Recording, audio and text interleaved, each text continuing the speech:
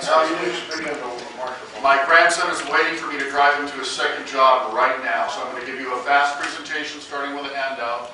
My vision for Richmond could be called Enrich. Hey Al, give them all the word. Okay. We'll take care of it. One last thing for me to do. How about Enrich Richmond?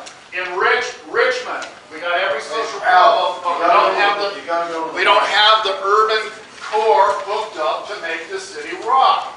We should be the cultural magnet of the Bay Area, not Oakland, not San Francisco.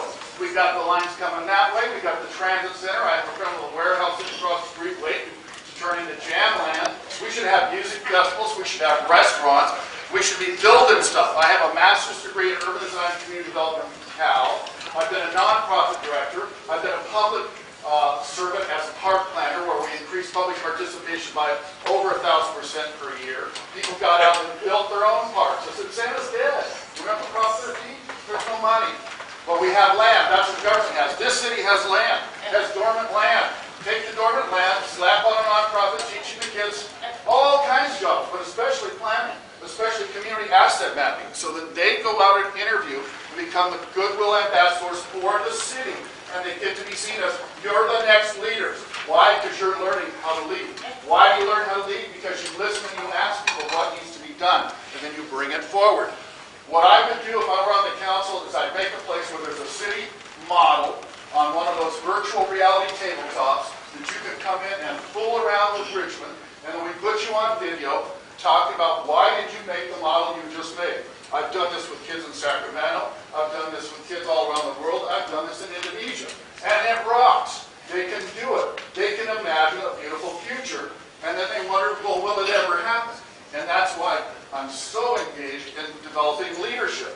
My students at San Jose State got awarded the top award in the nation for community outreach. Picture this. When I started teaching down there, I said, if you claim that you understand my class, then you should teach it yourself. And I should take a break, because I'm an old man and I'm tired. So they said, we'll take you up on that. And they ran that class by themselves. After the school year, we did a whole year together where we did workshops. You had to mop the floor when we were done. The city said, we never saw anything like that. We had people make models, make videos, make exhibits, and they push the envelope. So then my students took it out into the high schools. They hooked up the high school kids. High school kids made collages. They came up with ideas that were super, just like, what are you talking about? We're going to have augmented reality buildings in San Jose? Yeah. And when the flood comes from the climate change, we're going to have these canals going to the islands of hospitality where people with any need can just float on up there and get whatever they need because we're all going to be busy helping each other. So I just see Richmond as a place waiting to pop. Okay? I'm not kidding you. This place has let the storm blow over of gentrification, yuppification, blandification. You let it blow over. Good for you. Now you've got the bones, you've got the rose and the river. So let me give you one idea, and I got to go. We